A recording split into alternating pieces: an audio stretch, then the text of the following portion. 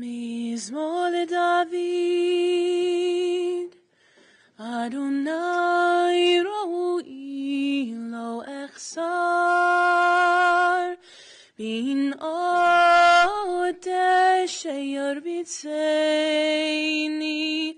על מי מנוחות ינהלני. נפשי שובב ישובב, ינחני במעגלי צדק, ינחני במעגלי צדק, למען שמו. גם כי ילך בגיא צלמוות, לא ירא רע, כי אתה עמדי. שבטך ומשענתך המה ינחמוני. תערוך לפני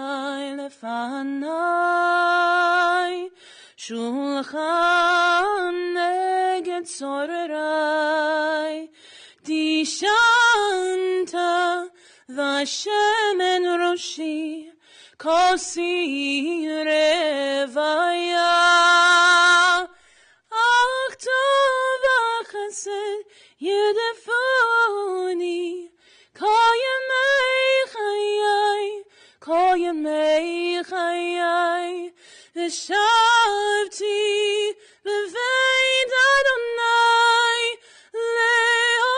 לאורך ימים. אדוני ראוי לא אחסר, אדוני ראוי לא אחסר.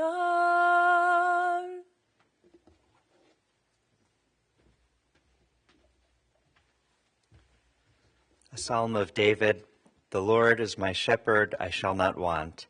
He makes me to lie down in green pastures. He leads me beside the still waters. He restores my soul.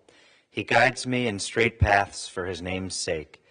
Yea, though I walk through the valley of the shadow of death, I will fear no evil, for thou art with me. Thy rod and thy staff, they comfort me. Thou prepare a table before me in the presence of mine enemies. Thou hast anointed my head with oil, my cup runs over. Surely goodness and mercy shall follow me all the days of my life, and I shall dwell in the house of the Lord forever.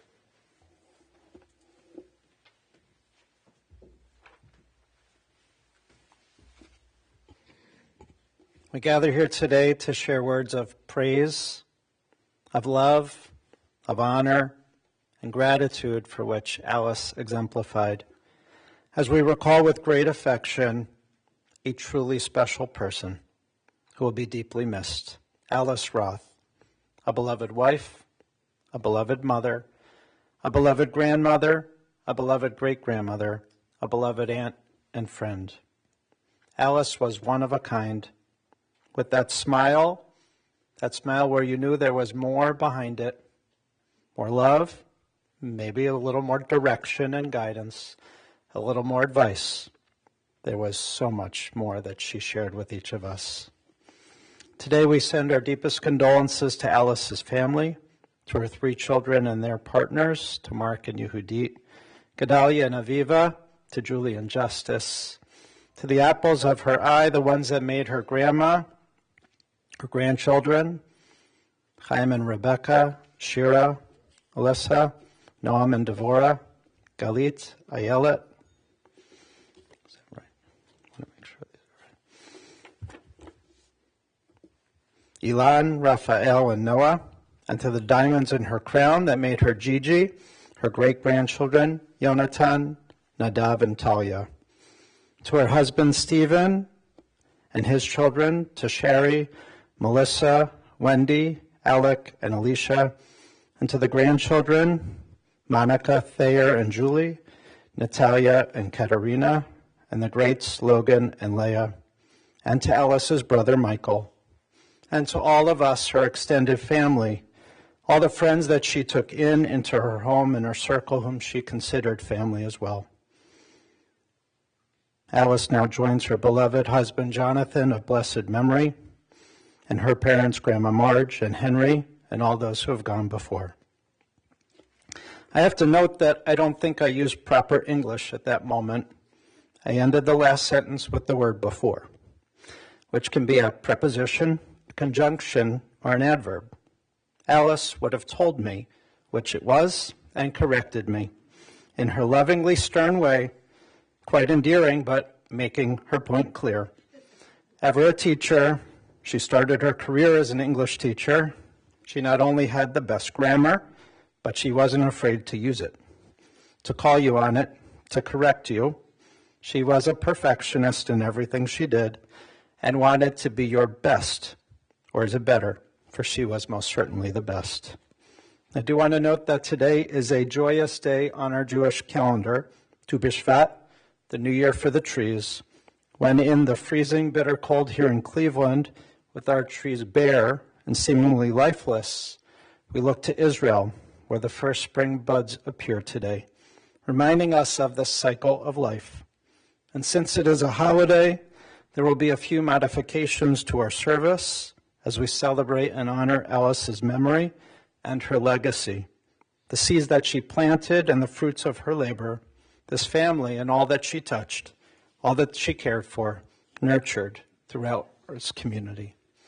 Today we have a few special tributes, and first we'll call upon her son, Mark.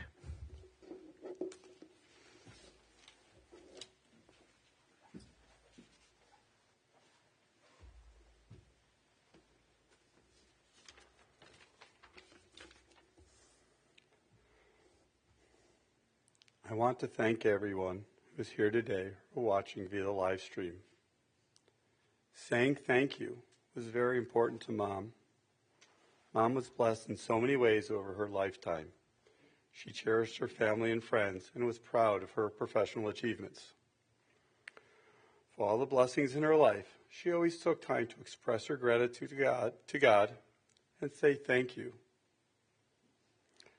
Yesterday, we, my mom's children and grandchildren, were looking through boxes labeled memorabilia. There were so many great pictures of Mom and the family in the boxes. Everyone was really enjoying each and every new discovery. Then we uncovered a 35mm slide. I held it up to the light and saw a young pregnant woman standing on the front stairs of a brick house. The picture was of my mom, pregnant with me, standing on the front steps of 3823 East Amistale Road. I continued holding the slide in my hand. I hold it up to the light for a second look. I get tears in my eyes. I'm remembering the conversation my mom and I had just before Yehudi and I went to Israel in January. Mom was in the hospital and insisted that we keep our plans to meet Talia, our newest granddaughter and her newest great-granddaughter. I knew better than to argue with her. Mom, we are all here today to thank you for all that you have given to us and taught us. Mom, you are a constant advocate for our success. I'm a professional computer geek who has solid written communication skills. It didn't happen by accident. When you felt my writing skills were underdeveloped entering 10th grade, and I was not assigned the best English teacher for improving one's writing skills, you negotiated for me to have the best English teacher that emphasized writing skills. Now, I'm not sure negotiate is the right term. As soon as my schedule arrived, you researched among your friends to determine who was the best teacher for me. And you contacted the high school principal to request the change. The principal denied your request.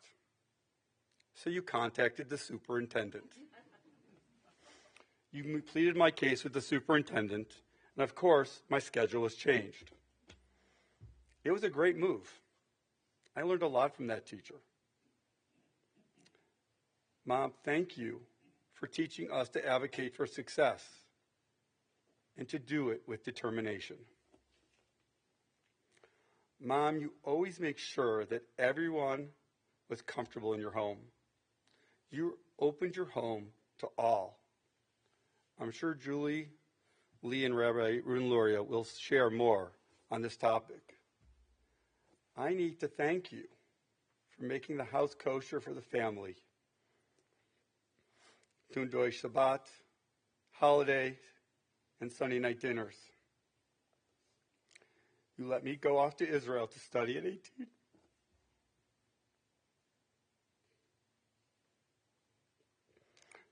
To further develop my Jewish knowledge and desire to be Orthodox.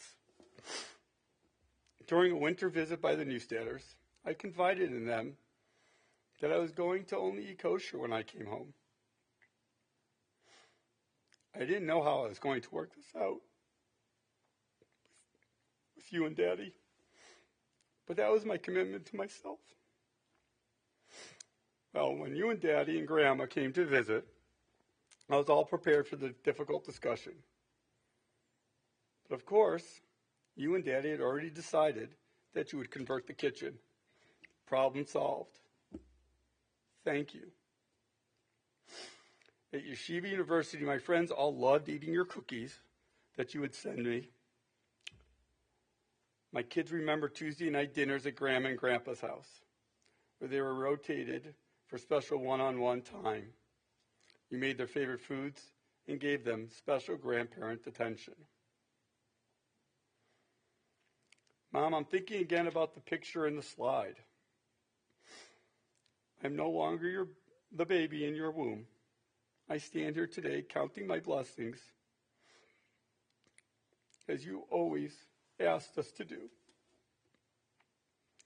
Just as you counted your blessings every day during your life and during your illness. Thank you for giving us the tools to live our lives and to raise our children. Thank you for being a blessing in our lives.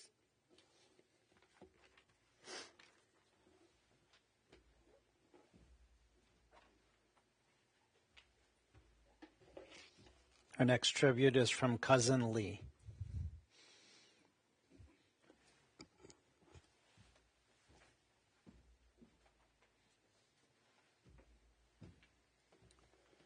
So,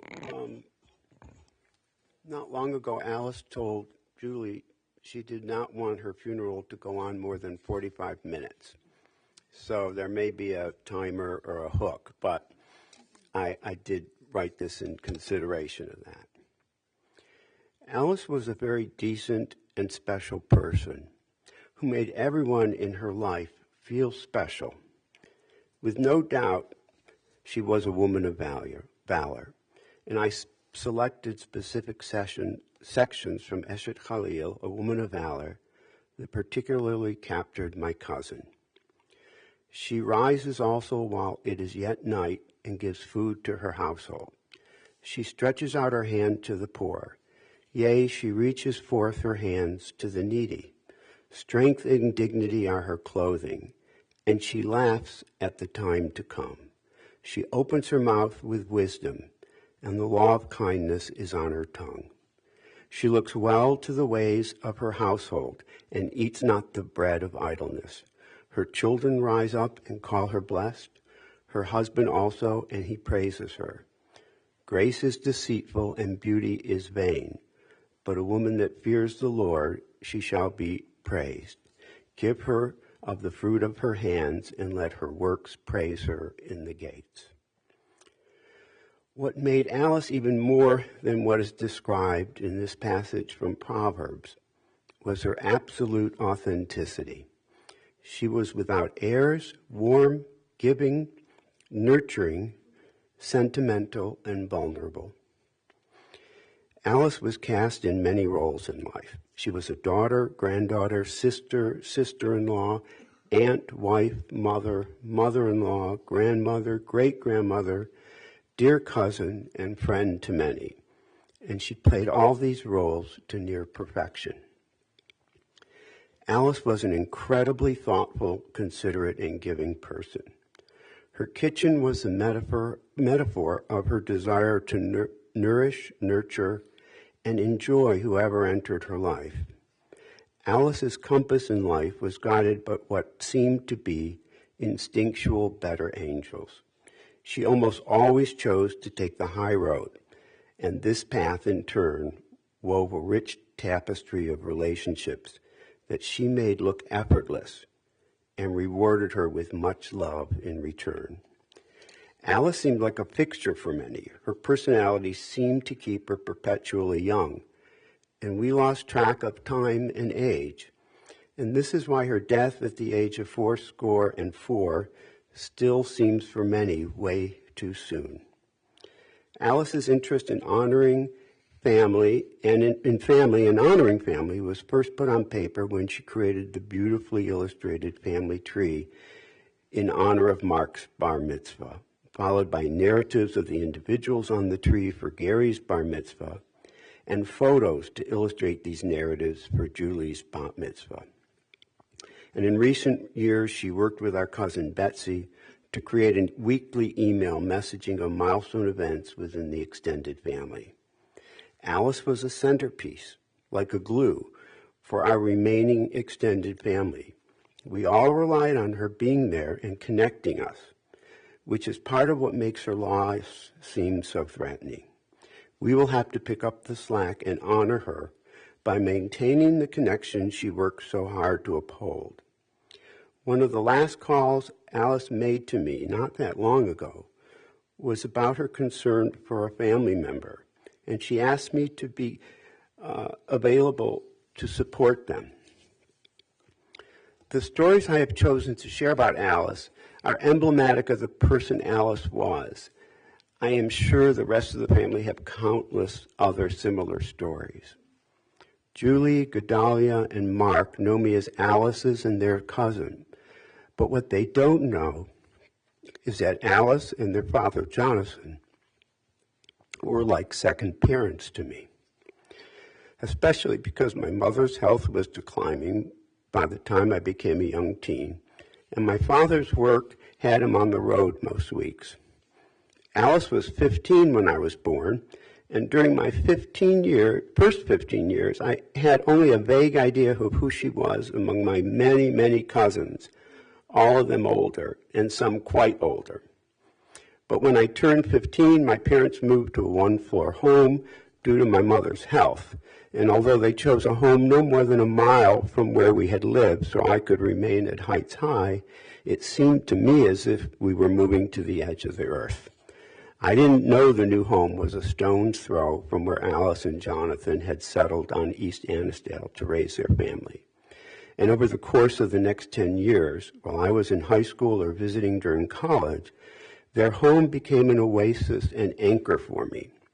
I might stop by only briefly on an occasional Sunday afternoon, but I was always welcomed into their busy young family, often with a cup of tea as I sat at their kitchen table nook. Alice and I would talk as she prepared meals. Occasionally, en route home from school, I would stop and visit her at her office at the Heights Area Project, which is almost directly across from where we are now. And on Friday nights, I was often welcomed into the warmth of their Sabbath table. I left Cleveland for my residency when I was 25, but during any visit home, Alice and Jonathan's home was like a recharging station for me. When I was 27, my wife Lindsay came to Cleveland for the first time. We were not yet engaged. Alice greeted her warmly and said, "Hi, I'm Cousin Alice. I've been waiting 20 years to meet you." When my mother of blessed memory passed away suddenly and I was not in Cleveland, it was Alice who went to the hospital in the middle of the night and brought my father home. And when my father of blessed memory passed away, it was Alice and Jonathan's home where I went, and from where she welcomed my sisters when they arrived. It did not take long for Lindsay to understand the connection I felt to Alice as more than an abstraction, and before long she began to feel it too. When our first child, Anne, was born, we immediately agreed that Alice and Jonathan should be her godparents. As almost everyone knows, Alice was fully committed to family, her friends, her faith, and her convictions. Actions speak louder than words, and her commitments were evident every day of her life. She created a warm, loving home for Jonathan and her children, and after the loss of Jonathan, rebuilt a warm, loving home with Stephen, incorporating his children and grandchildren into her ark. Alice loved her children deeply, and honored them. She made sure her home was one that would prove no barrier for visits and meals. Nothing on her calendar superseded almost any event involving her children and grandchildren. Ever since Alice established her own home, Friday nights were the gathering point for her family. She always included our Uncle Milton, who was vulnerable to be alone, and after my mother passed, always made a place for my father when he was willing to come. Alice was devoted to her parents, especially as they aged. I recall returning from a stay in Israel when still a teen, and the day after returning, being invited to a picnic in Elyria with Alice's family and her parents. Alice's home was always welcoming, more so than just to me. While I was still in high school, Jonathan's family began immigrating to the U.S., and I watched as their dining room table grew longer and longer, extending into the living room, as family members arriving at different times were welcomed. 20 years ago, Lindsay and I did not hesitate to welcome into our home friends and colleagues from New Orleans with their families when they sought refuge from Hurricane Katrina. My memories of Alice's expanding dining room table were at the forefront of my mind. Of course, there would be room for whoever needed to come. Alice was also deeply committed to her friends, many of whom were lifetime friends who I got to know because they were so prominent in her life. Distance didn't interfere with connection when her dear friend and next-door neighbor, Betty Neustatter of blessed memory, moved to Israel, or with her Cleveland friends when Alice relocated to Cherry Hill for part of the year. Alice was very sentimental and often reminisced about memories from childhood, family gatherings, and special occasions. She also never hesitated to honor those for whom she held in affection and respect. About 12 years ago, Alice told me that after reading the obituary of a woman who worked for decades as the principal saleswoman in her parents' jewelry store, she drove to Elyria to attend her funeral. Alice had a very fond memory of her, and after the funeral, she spoke to her daughter about her memories of her mother. She was touched that Alice thought enough of her mother to drive from Cleveland to honor her with her attendance. That is who Alice was.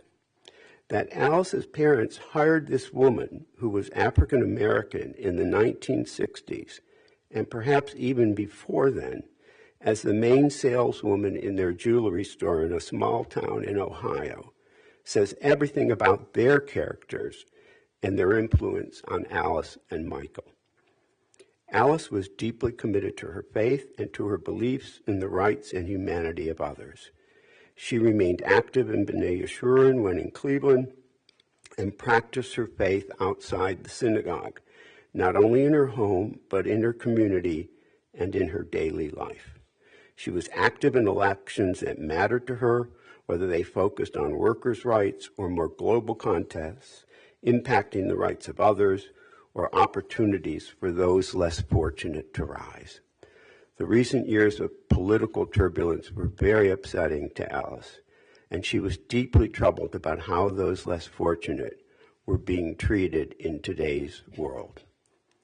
Despite being sober to the harsh realities of the world, Alice was one to persevere with cautious optimism.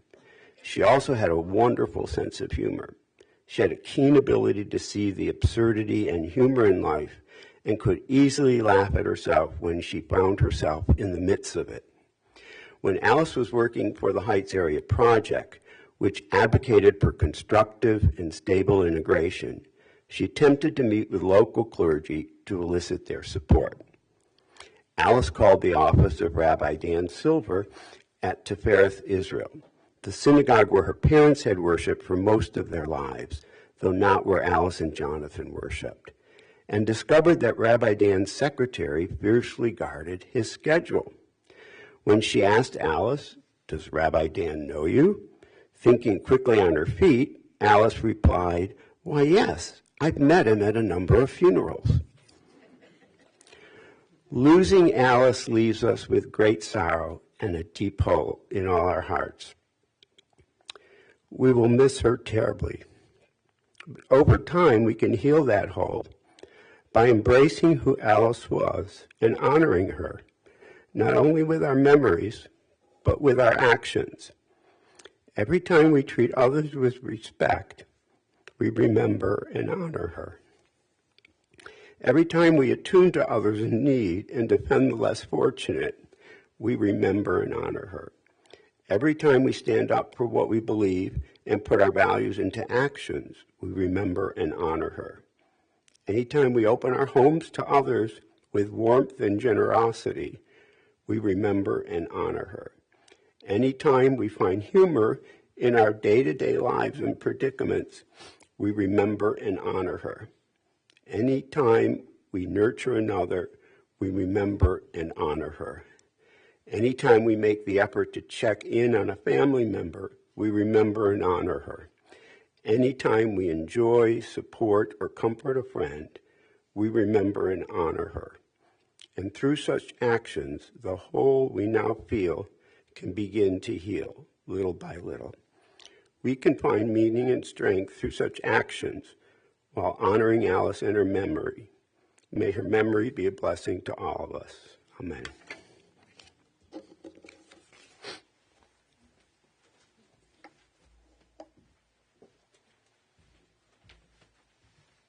And our final family tribute is from Julie, her daughter.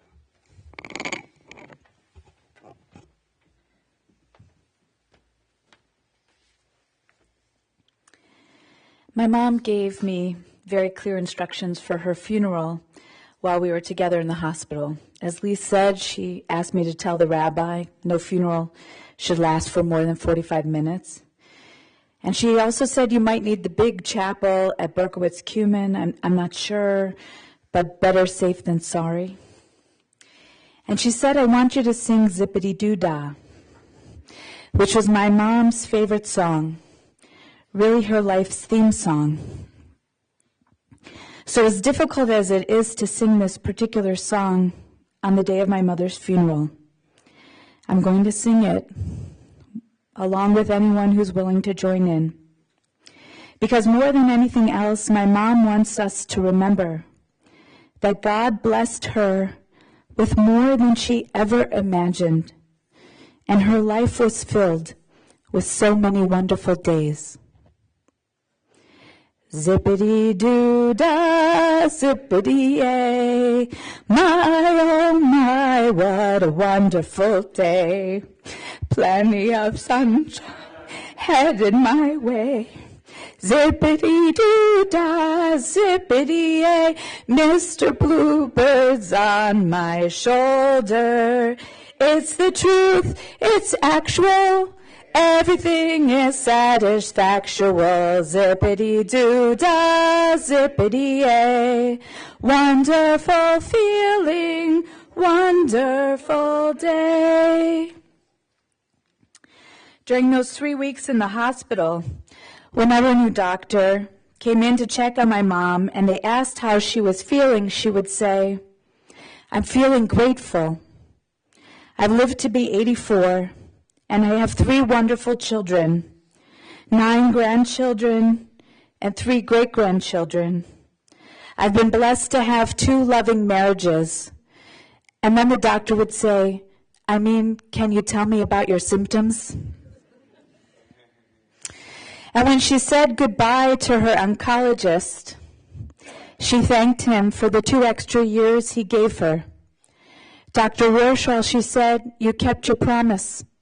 I was at my granddaughter Noah's bat mitzvah, and I danced at my grandson's Noam's wedding to Devorah. And I lived long enough to celebrate the birth of my great-granddaughter Talia. And then she added, and I'm not afraid to die. As my husband Jonathan said in the hospital before he died so peacefully, there's a time to live and a time to die. Her only wish at the end of her life was to say goodbye to everybody she loved and to die peacefully. And several times during the last week of her life, during the precarious care ride from the hospital in New Jersey to her apartment in Cleveland, and in moments when she felt herself slipping away, she said to me, if I don't make it in time, please tell everybody I love them. Just over a year ago, for my mom's 83rd birthday, we met in Princeton for high tea. As we tasted the fancy little sandwiches and the scones and the delicate pastries and we drank our tea, I read her a letter to thank her not only for giving me the gift of life, but for inspiring me with the way she lived her life. Here are some excerpts from that letter. Dear Mom, you taught me the importance of hospitality. I think of the Friday night Shabbat dinners in my childhood often. Shabbat dinner was always a special time in our family, and you made that possible by cooking a special meal with your homemade chicken soup and challah each and every week. But most of all, I learned from you to always have a seat at the table for friends and family who were alone. Friday night dinners with Uncle Milton taught me the importance of opening my home to everyone, especially those who don't have anywhere else to go. You've taught me to follow your heart. I know you married my father even though it seemed like an odd match, even when people thought you'd be crazy to do so. And as a result, you not only gave me a very special father, you also taught me that sometimes we have to trust that we know what is best for us. And your love for each other not only modeled what a strong marriage looks like, give or take, yelling about the garbage overflowing, but also brought healing after the trauma of the Holocaust. Mom, you have taught me to fight for those who are vulnerable. When I was very young, you worked to bring Aunt Shari and Uncle Zoli and their kids to Cleveland. Not only did you go up against the Soviet Union to free them from oppression, but you helped care for them when they first arrived and at every holiday celebration you hosted. In your professional work at Belfair, you also raised funds to help youth at risk, helping hundreds, maybe thousands of kids find healing and the loving support they needed to turn their lives around. You've taught me to go after what you want. After Dad died, you knew you wanted to find another loving partner, and you were very proactive about it, joining online dating sites and even starting a senior singles organization in Cleveland. Being open to marrying Stephen has been a tremendous gift not only to you, but also to me and my family. You moved closer to me so that we could see each other more often, and you brought a loving, caring grandfather into our lives. I've been profoundly moved, my letter continued, to see you face your cancer diagnosis with determination and perspective, to hear you say so clearly again and again that you are grateful for the life you have been able to live has been really moving. Most recently, when I asked you what you wanted for a Hanukkah gift, you said, I have my life and my family. What else do I need? Sometimes I think when Dad was alive, his story and his strength overshadowed you. But in the years since, I have seen so clearly all of your many strengths and gifts. How lucky I am to be your daughter. Love, Julie Lynn. Even this last week of your life, you taught me what it means to live with curiosity and grace. You told me, count your blessings every day, and that's an order. And you said with wonder, I never knew dying could be so peaceful. And as your breathing slowed down and you took your last breaths, I heard the final chorus of Shalom Aleichem, the prayer we sing on Friday nights when we say goodbye to the ministering angels and wish them Seidchem L'Shalom, to leave this world in peace. Seidchem L'Shalom, Malachei HaShalom, Malachei Elyon, Mi Melech Malchei Hamlachim, HaKadosh Baruch Hu.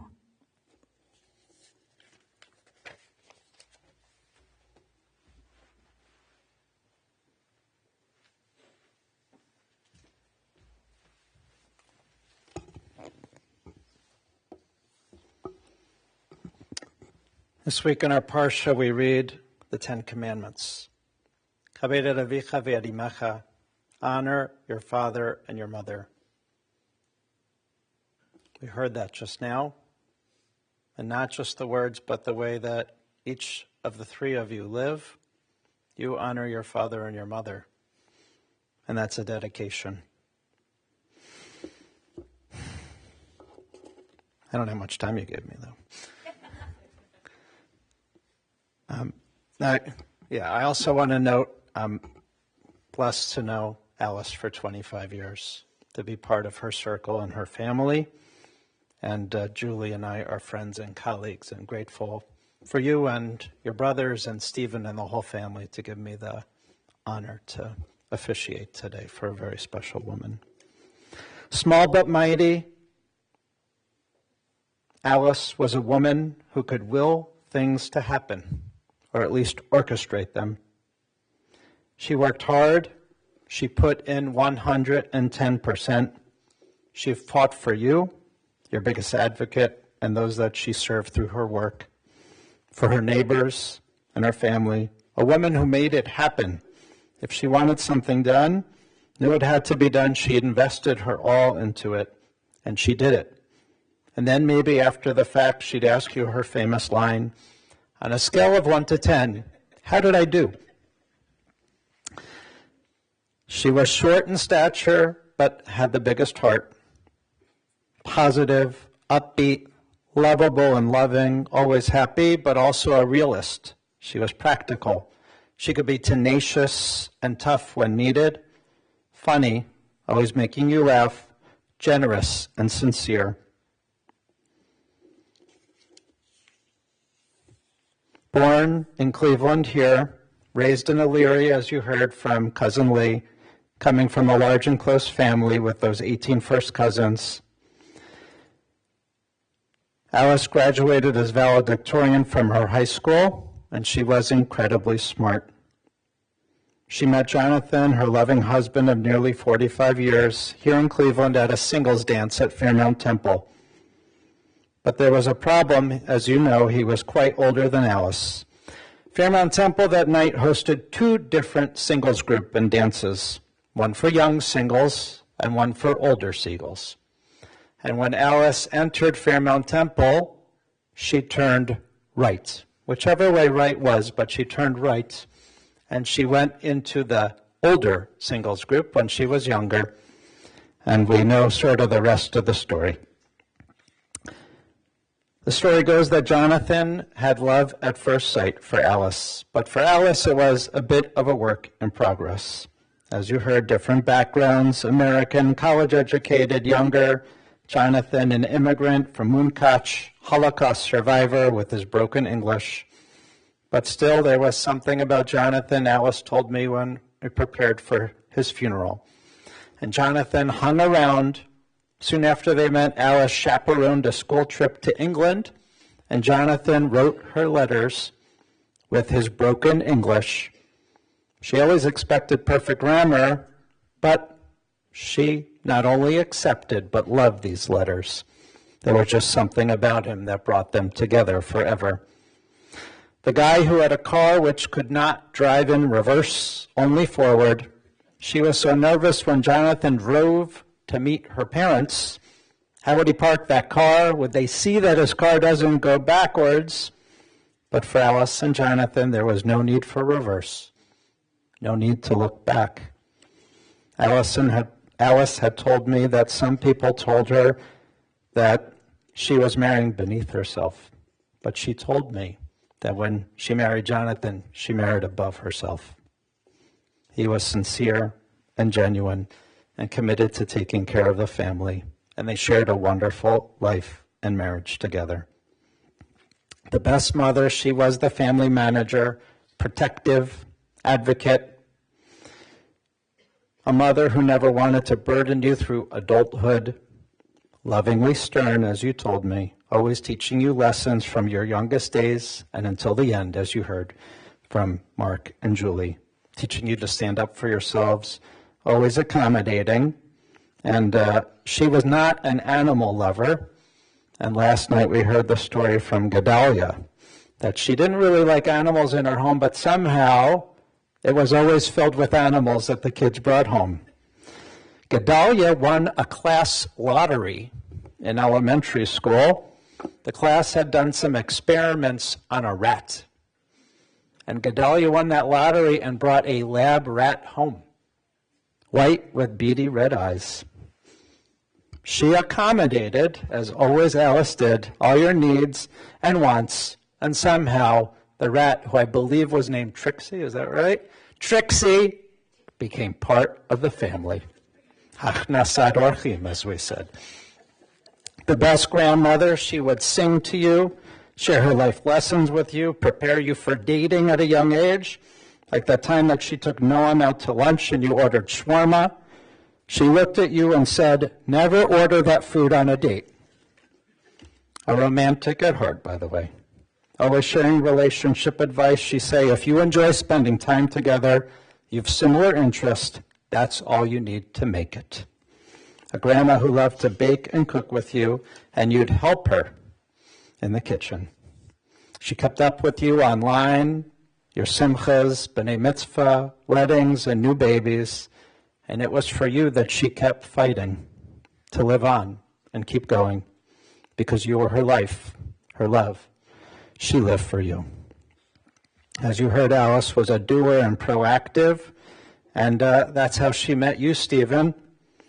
In these last 10 years or so together, you shared a wonderful life, filled with adventure, filled with love, Yiddishkeit, Shabbos dinners, involvement in your shul in New Jersey, and here when you came to visit.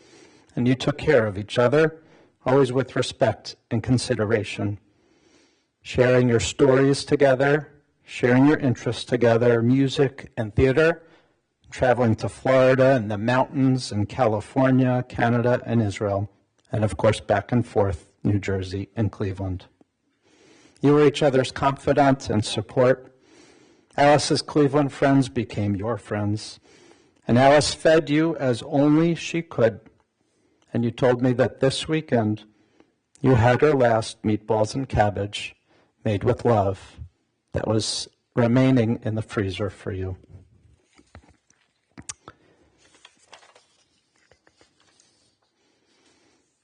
An incredible cook and baker, her brisket, city chicken, that famous meatballs and cabbage of which Eric and I were served 24 years ago. Only had it once. We were talking this morning. We still remember how amazing it was. Challah, Pesach sponge cake, chocolate chip cookies, and the best breakfast specialties. Hamantashen and Hanukkah cookies making with the grandkids. When you'd wake up and see her in her pajamas, would she correct you that said it was her nightgown? Making the best scrambled eggs and those pancakes. You'd make batches and batches of hamantashen and all the mishloach manot for Purim, which you'd help deliver across the city and region to neighbors, to friends, co-workers, donors to her programs, alumni of the orphanage, sharing her care and appreciation and what we call hakarat hatov. A doer, famous for her 15-minute power naps, social, building her great circle of friends, lifelong friends, as Lee said. And we know Judaism was an integral part of her life. We saw that at B'nai Yeshurun so much, and in her own support of Jonathan and his leadership in our congregation, leading every minyan every day, being an incredible presence and guide at our shul, and raising their children with the love of Yiddishkeit at Beth Am. And we can see how much Judaism is at the core of each of your lives and that of your family. It's because of your parents. When she decided something was good, she'd make it happen, like when she joined the Live Strong group for cancer survivors in Jersey. The group is half her age. They take spinning classes together, and guess who got on the spinning bike? It was Alice.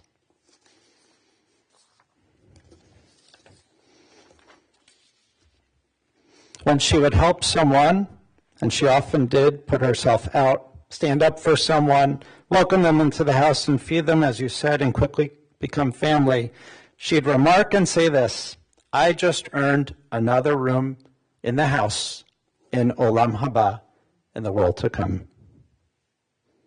Alice, we hope you're enjoying that mansion that you built through the way that you lived your life in this world. That life of gratitude that exemplified for all of us the thank you notes that she made us write, the necessity to say thank you properly, which she practiced throughout her life. And each one of you, your family, you returned that gratitude with love, with devotion, with care, ensuring her dignity, following her wishes, bringing her home, making sure she was comfortable, and always encircled with love. May her name only bring blessings, and we say, Amen. We're going to conclude our service with a second psalm. We'll call up Cantor Rosenbaum.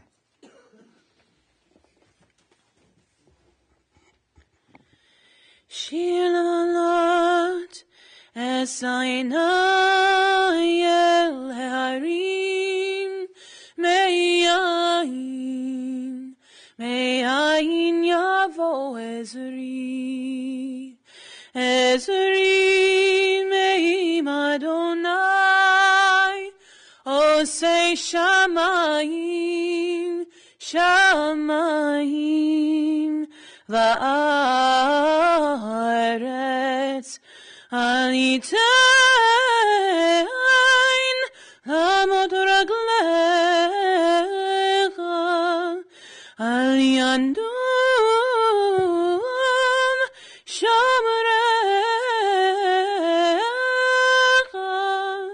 hine lo yanum lo yishan shomer Yisrael Adonai shomrecha Adonai tzilcha yad yeminecha Yomam hashemesh lo yakeka ve'yareach balayla Adonai yishmorcha mikora yishmor et nafshecha Adonai yishmor et seircha uvoecha Me'ata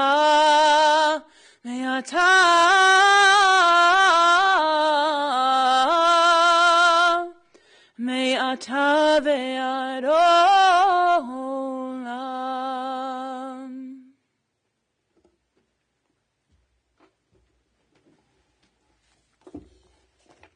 Following the service, burial will be at Beit Olam Cemetery in Beechwood. Do note those that are continuing on for that mitzvah of burial, because of the snow, it is slippery, so just be careful. But we invite everyone to participate in that mitzvah.